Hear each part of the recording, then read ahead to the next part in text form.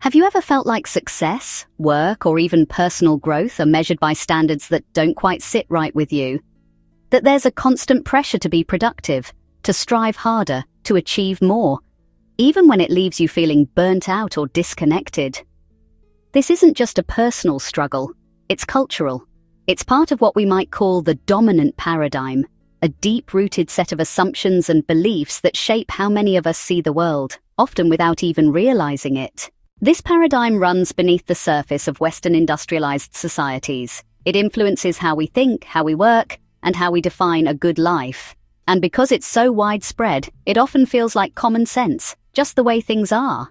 But when we pause and look more closely, we can begin to see it for what it is, a particular worldview, not a universal truth. Some of its key assumptions might sound familiar. Productivity equals worth, where your value is measured by how much you produce or achieve. More is better, where constant growth, expansion, and progress are treated as the ultimate goals. Individualism over community, where personal success is celebrated, while asking for help can be seen as weakness. Separation from nature, where the natural world is viewed as a resource to be used, rather than a web we're part of. Rationality over intuition, where logic and efficiency are prioritized, while emotion, rest, and reflection are often dismissed. These ideas didn't appear overnight. They were shaped over centuries, through the rise of modern science in the 16th and 17th centuries, and the push for efficiency and mass production in the Industrial Revolution.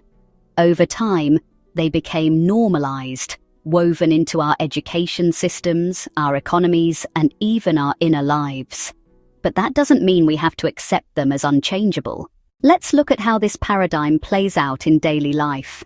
In work, we're often told our worth lies in what we do or how busy we are. Rest can feel indulgent. Hobbies are seen as wasteful unless they can be monetized. In relationships, the pressure to be self-sufficient can make it harder to ask for help or lean into community. Connection is sometimes replaced by comparison or competition. And when it comes to meaning, the dominant narrative tends to define purpose in economic terms, status, legacy, or what you've achieved materially.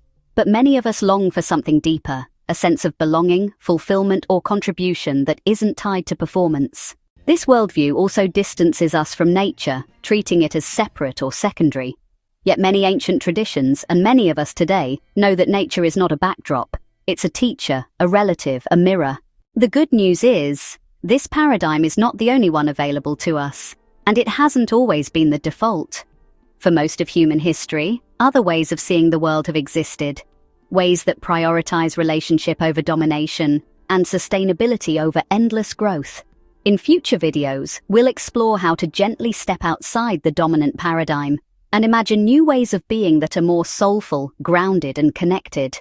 But for now, I'd love to hear your reflections. Which parts of this dominant worldview show up in your life? Have you ever questioned ideas like success, self-sufficiency, or constant productivity? And what alternatives speak to you? Let me know in the comments. Your insights might resonate with someone else. And if this reflection sparked something, please like and subscribe. It helps others find this kind of content.